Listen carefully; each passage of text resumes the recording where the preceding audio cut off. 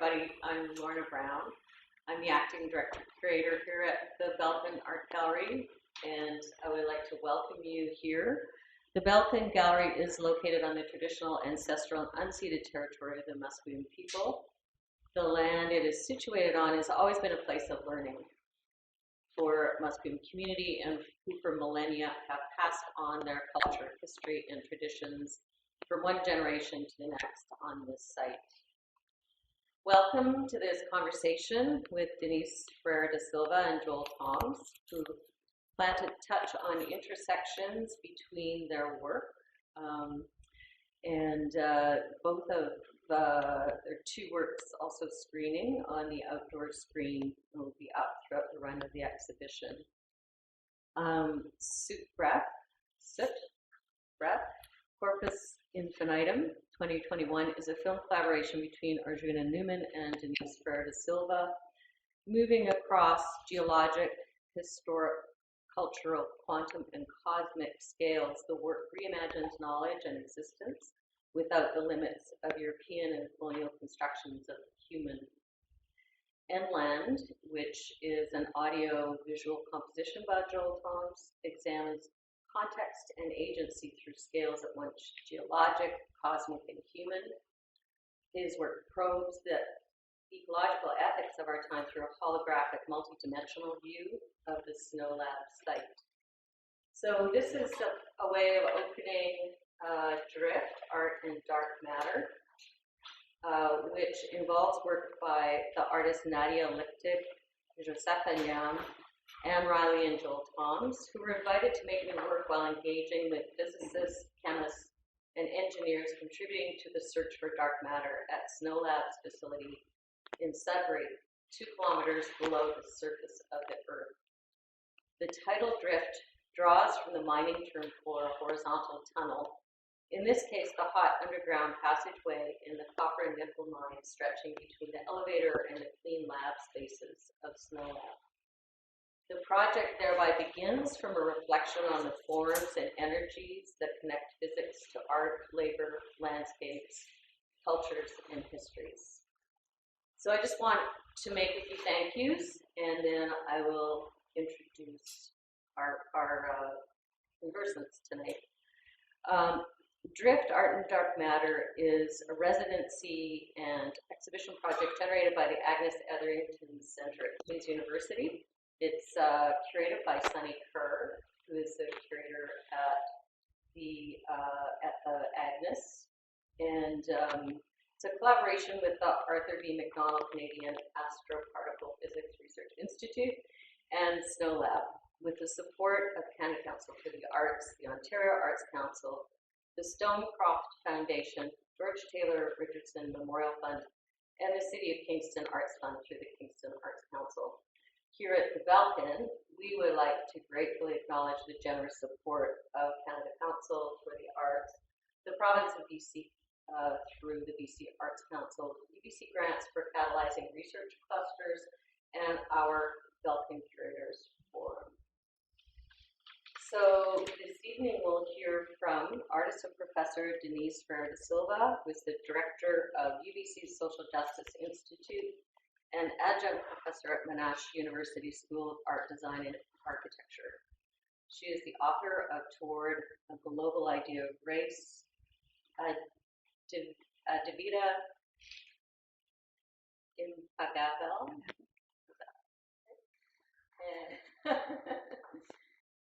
Her articles have been published in leading interdisciplinary journals such as Social Text, Theory, Culture, and Society, Philosophia, Griffith Art, Law Review, Theory and Event, The Black Scholar, to name a few. Her artistic works include the films Serpent Rain in 2016, Four Waters Deep Implicancy 2018, and Soot Breath, Corpus Infinitum, in collaboration with Arjuna Neuman. And the relational art practices, poetical readings, and sensing salon, a collaboration with Valentina Desideri. She has exhibited and lectured at Pompidou Center, Whitechapel, Masp in Sao Paulo, Guggenheim, and MoMA. She's also written for publications for major art events, the Liverpool Biennial, Sao Paulo Biennial, Venice Biennale, and Documental 14, and published in art venues such as Canadian Art, Frieze, Text, Zerkunst, and eFlux. She's a member of collective echo.org and an editor of Third Text. Jol Thoms, who's going to start off this evening, is a Canadian-born, European-based artist, author, and sound designer. Both his written and moving image work engage posthumanism, feminist science studies, general ecology, and the environmental implications of pervasive technical sensing devices. In the fields of neutrino and dark matter physics, he collaborates with renowned physics institutes around the world.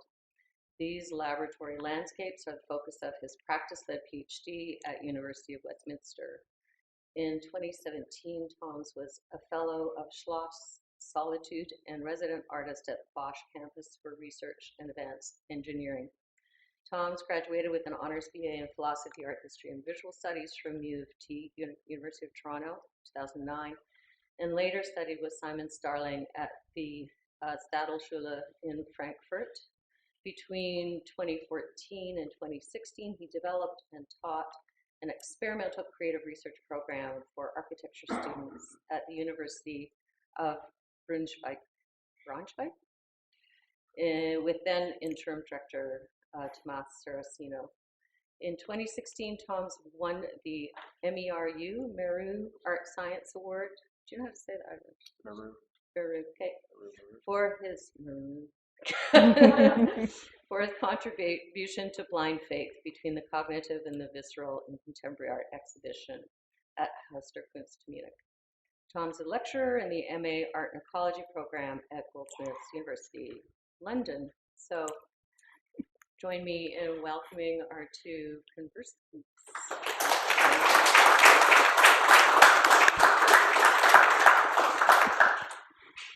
Hi, everybody. It's so lovely to be here.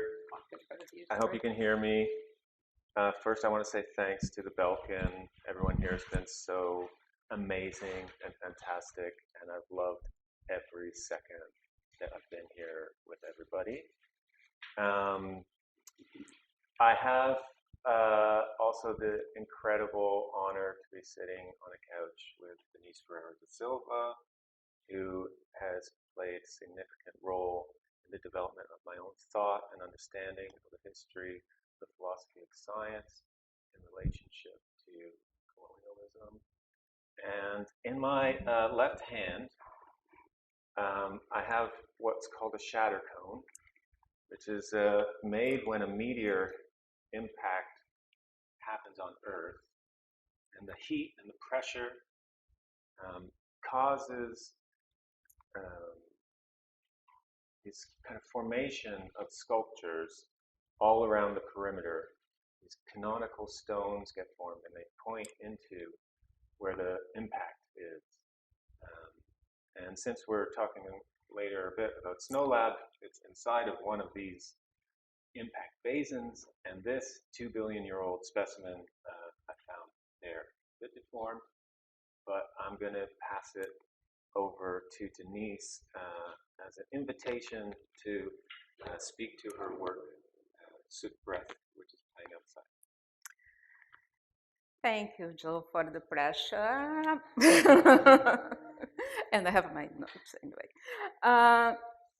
Thank you. It's really special to be part of this event, of this opening, and in this weird time of coming back to campus. And it's also a mixture of my life coming together as here I am an academic and a bureaucrat, mid-level administrator, and happened to be a guest in an exhibition for which I wrote a text. And more importantly, we got to have a conversation with Jol, whose work touches on some of the themes and questions that have been dear to both my academic and my artistic practice. So thank you, Naomi, Lorna, Jay, and Shelley, and everybody involved in making this possible, and then making it possible for me to come back to campus in this weird way. It's the first time. It's like I'm being found out. something. So what about the work? Like the other films with Arjuna, Soot Breath, Corpus Infinitum is a meditation on materiality. And it explores with images, words, and sounds the question of what becomes possible, what becomes thinkable when addressed through the elements, the classic elements, and the elemental that we call the quantic elemental. So the element in the film is earth, the classic element. The quantic elemental is the phonon.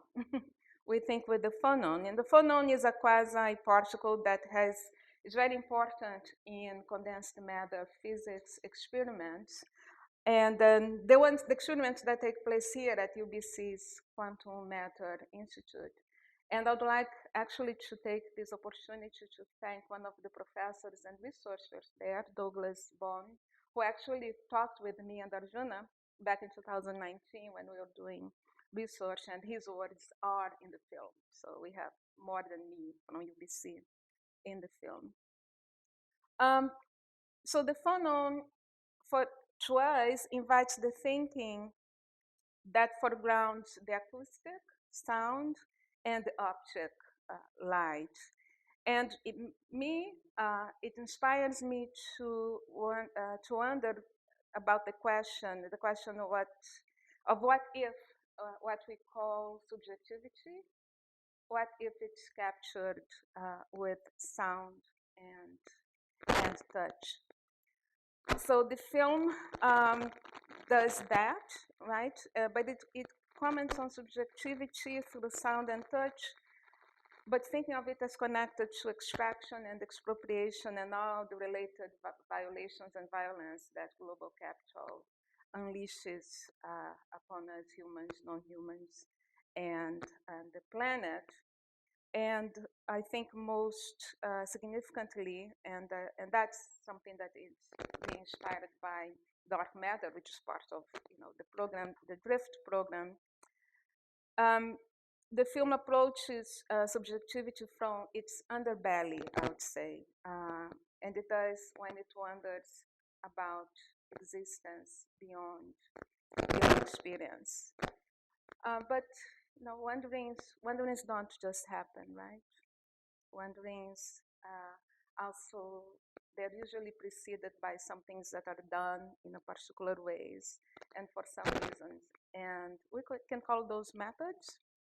And I understand that the method in this work that you have here is crucial. So if you could talk to us about it and take your pressure back. Thank you. I'm going to pass this around. If you want to touch it, you can touch it. If you don't want to touch it, don't touch it. If you want to touch it, there's places you can clean your hands afterwards. So we can just send it around, and Jacqueline is going to keep her eye on it to make sure it comes back.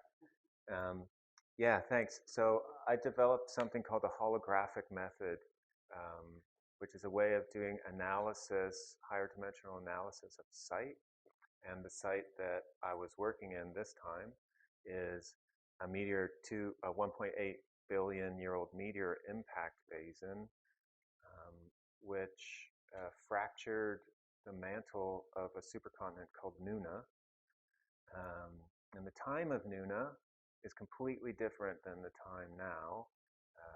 A year was more than 400 days, and there was less hours in a day. There's about 22 hours,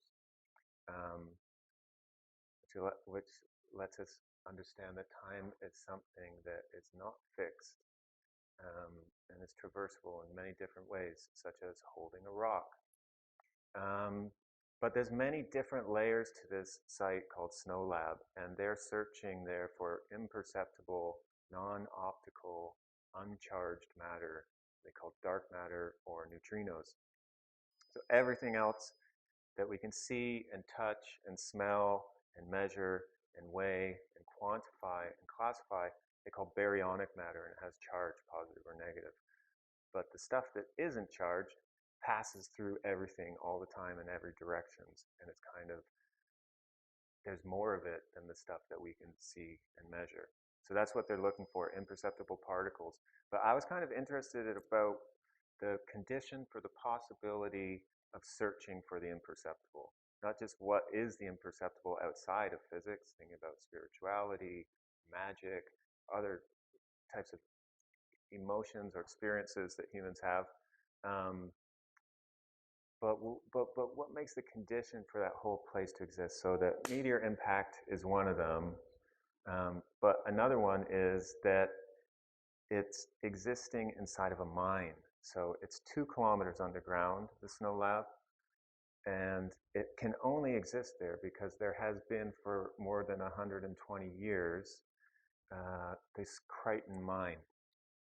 And they have extracted more than $100 billion of wealth from that site since they initiated at the beginning of the 20th century. So the condition is mining, extraction, but of course we're in Canada, so it's on the treaty. And the treaty territory is the Robinson-Huron Treaty of 1850. And at the moment, there's a very significant and precedent-setting federal annuities case about that territory. So in 1850, Robinson-Huron put into this treaty that as the productive value of the land increases, payments to the 21 Ojibwe tribes would also increase. As settlers, I'm sure you're not going to be shocked to find out that those payments, increased payments, were never ever made. No, never. So they're in the 3rd phase now, which means the 1st and 2nd phase, this Judge Hennessy went with the plaintiffs and said, yes, you know, we owe you, which was quite a major win. But now the 3rd phase is determining what that value is. And so all of these things kind of play into this analysis of this site that tries to work with or discover what is imperceptible. But there's a lot of different imperceptible things happening at the site simultaneously. And to understand the condition of a new type of knowledge or a new type of particle or something like that, there are all these other bits and pieces that make that possible. And if you don't account for them, then you're not being situated, and you're not being local, and you're not really being ethical. And I think the holographic method is a way to do this analysis of all these different layers and try to make sense of them.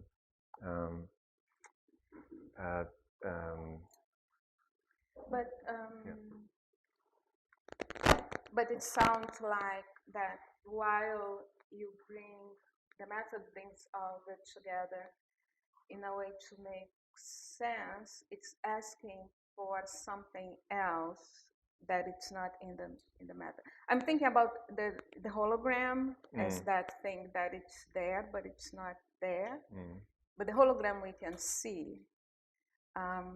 But to me, it's interesting to think about what is it that we cannot see, that it's there, and cannot also come through the hologram, even though the hologram may, awake us to that.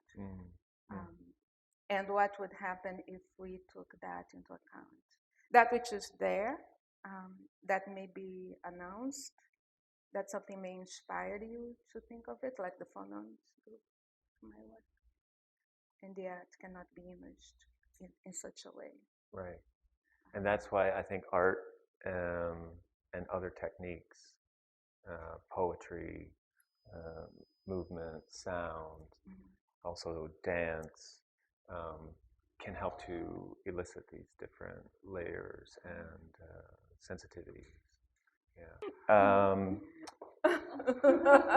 Denise said this phrase that I'm in love with, which is existence beyond experience.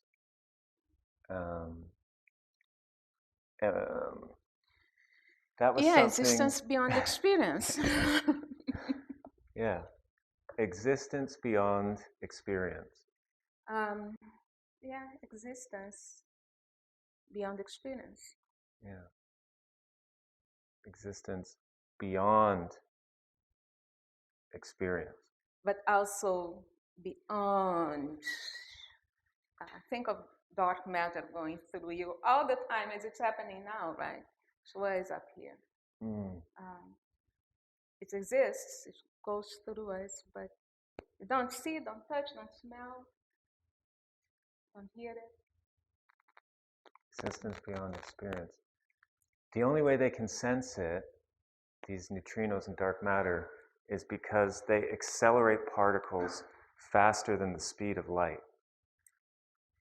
And so all of these types of detectors search for a type of radiation that is emitted when something travels faster than the speed of light.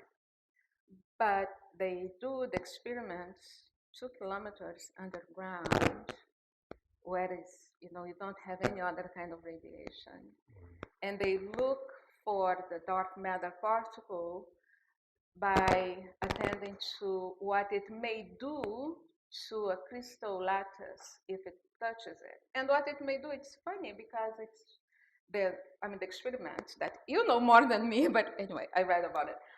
The experiment hopes to capture dark matter by the release, assuming that it will release an electron, so light, optic, and a phonon.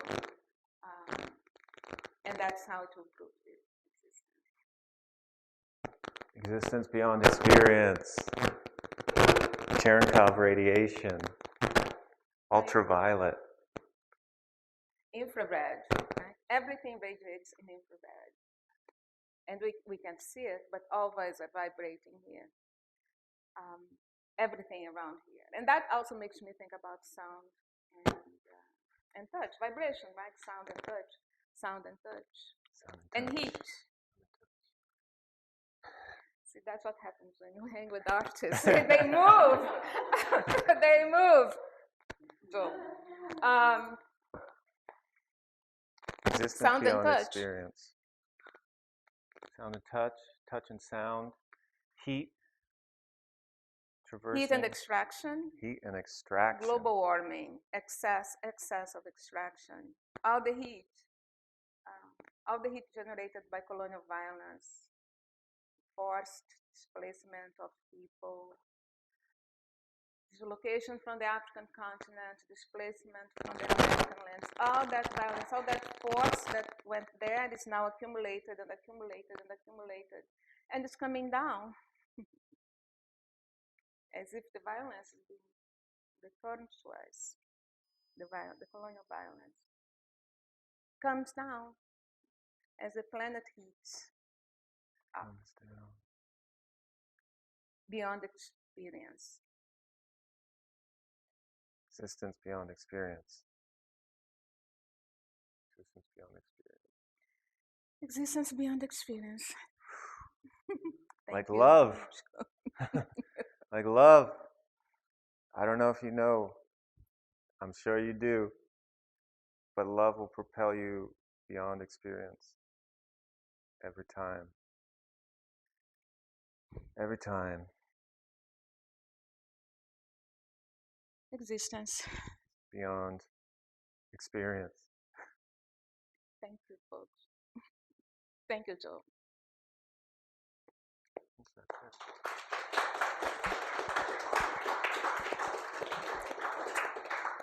Any questions from the audience? I've got a microphone and I see a hand up. There is a question.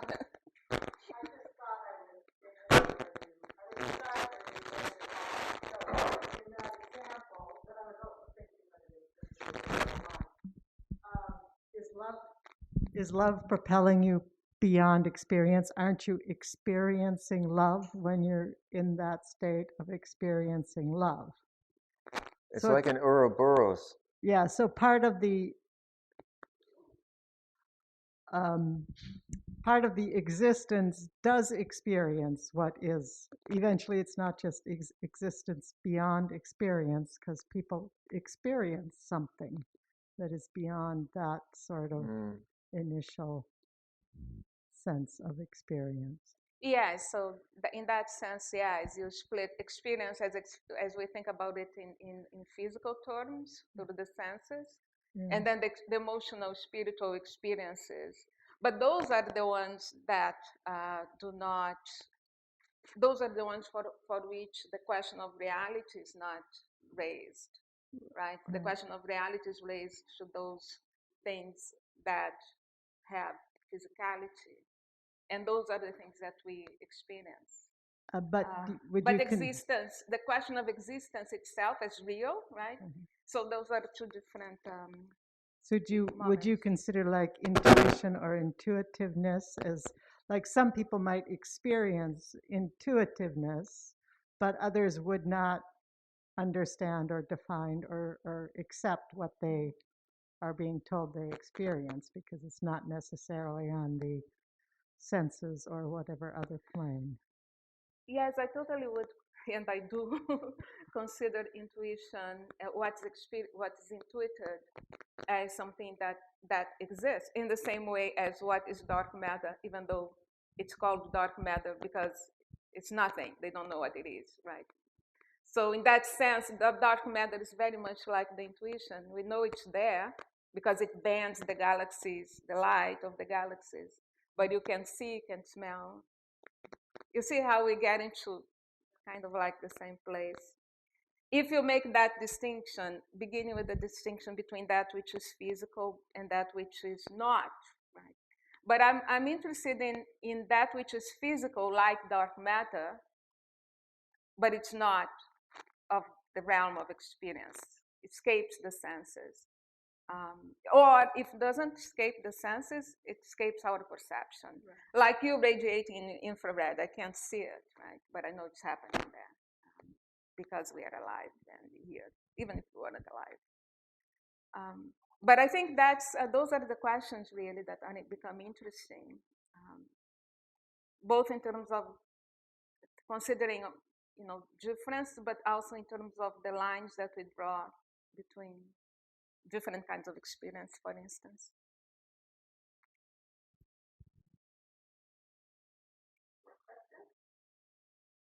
Or comment.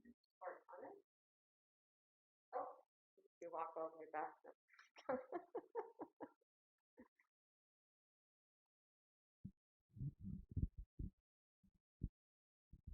Thank you. I'm just puzzled on if you could comment about the idea of the possibility that it is impossible for us to know. We live in a world of many, many worlds and many, many types of beings and many types of sensitivities, many types of knowing, dancing, tasting, loving,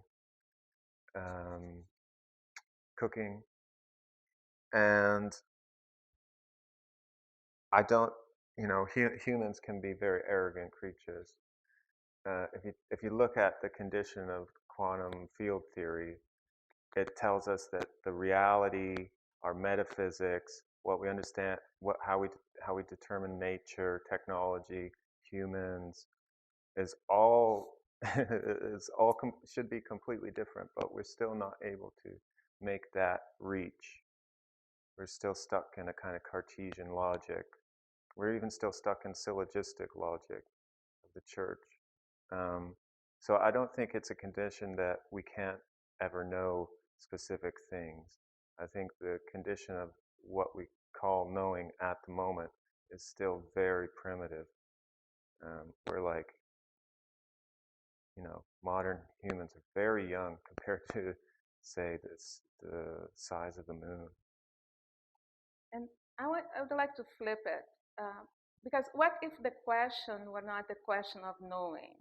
What if it didn't matter knowing, right? I think the problem, as you were getting that at the end, Jules, is that we begin to think about the human through the question of knowledge, right? What is the place? What is it that the human is able to do that the others, and those others back then included other humans in the Americas and elsewhere, that others are not able to do? What is it that makes humans closer to the divine that they were displacing anyway? It was a knowledge, right? It was knowing the world and knowing to control, not only knowing out of curiosity. But that's a question with which we begin thinking, the question with which modern thinking begins. But what if we started thinking without the question of knowing? It wouldn't matter whether or not we can know anything, but so many other things would become thinkable, possible, and also valuable and protected, cherished, loved, etc.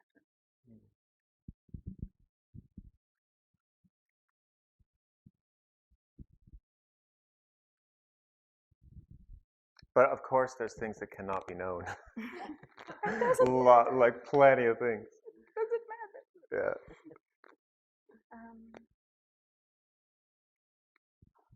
Any other comments? Anybody else want Mike?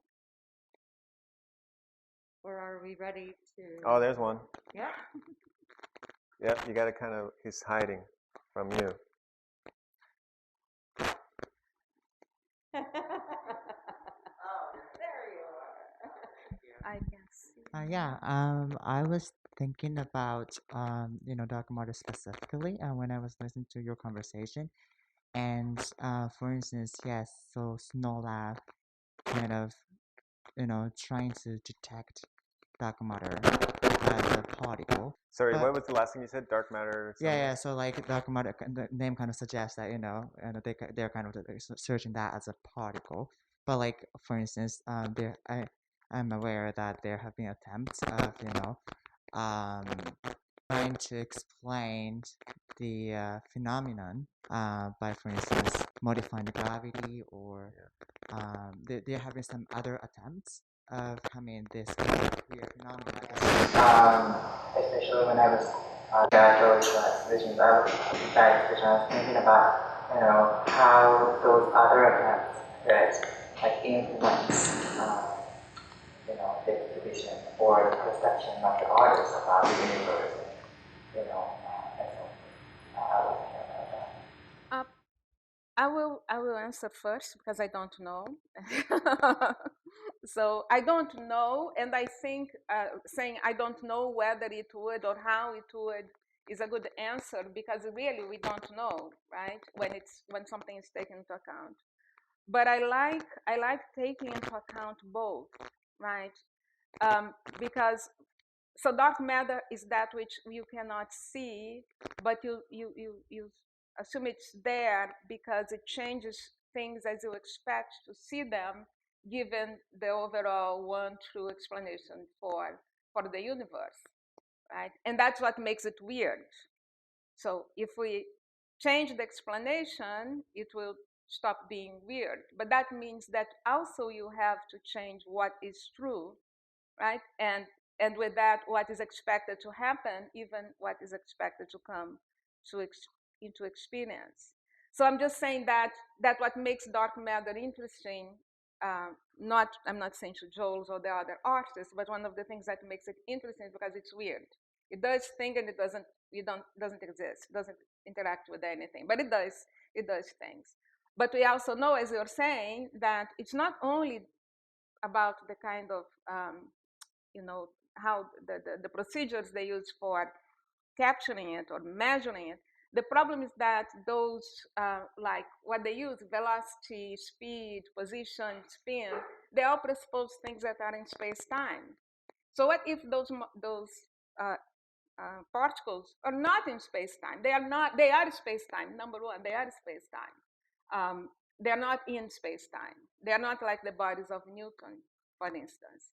So when we begin to ask all those questions, number one, the weirdness may go away. Number two, and then the weirdness may become the prevailing explanation for what it is, because what will happen is exactly coming back to what you were talking about, existence beyond experience, is that the knowing will then take into account things that kind of go against our intuition, because they are not according to how we perceive everything with our senses. you see that like, the weirdness goes away and the weirdness comes back in a deeper way. So I don't know the answer. I don't know, and I think it's good not knowing what would happen to the exhibition. But I think it's interesting to think what would happen to our thinking if we could think both at the same time. The very tiny and inexistent in a certain sense being actually only possible because of how we conceive of the fabric of our existence. And that conceiving may be wrong. And then, anyway, I just went on. But so thank you for making me think about it. They want us to wrap it up, but I want to say like this last thing because it's a really good question. Because obviously we, as artists, and we had all these meetings with scientists, we knew about modified Newtonian things, and I was always pressuring them like, yeah, but don't you think it could be something else? What if it's this or what if it's that? What if everything's just expanding at the same time and you can't perceive it because everything's expanding at the same time? Mm-hmm. And he was like, no, I don't think that's it. And I was like, yeah, well. But the whole holographic thing is that there are many, many dimensions of space-time, and that we only perceive 4 of them, right? And that some of them are curled up, and some of them the size of the cosmos, and all these things. And essentially, this paper that really motivated me, which is on a desk on the other side by this guy Aaron Vincent and his collaborator, they're saying that in the bulk, so they refer to all the space that's above 4-dimensional space-time. So in the bulk of the holographic is possibly where other forces and these other particles are, and we see their influence here, but it's not really here, like you're saying.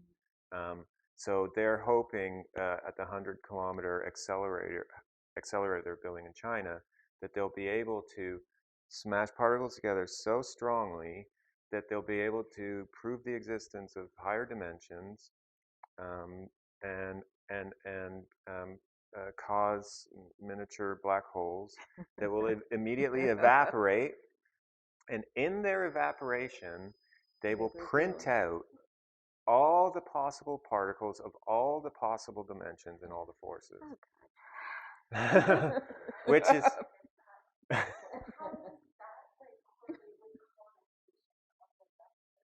Exactly. That is that again like falls back onto the kind of the aggressive type of humans that need to classify and specify and quantify and measure and own and manipulate and exploit everything that they possibly can.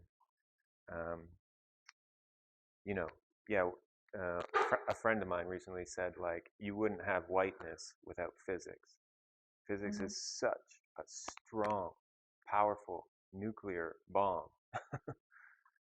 It can heal us too. There's obviously good sides. It can get our minds spinning and warping and evolving into new directions and indeterminacies and uncertainties and contingencies and rethink the real. But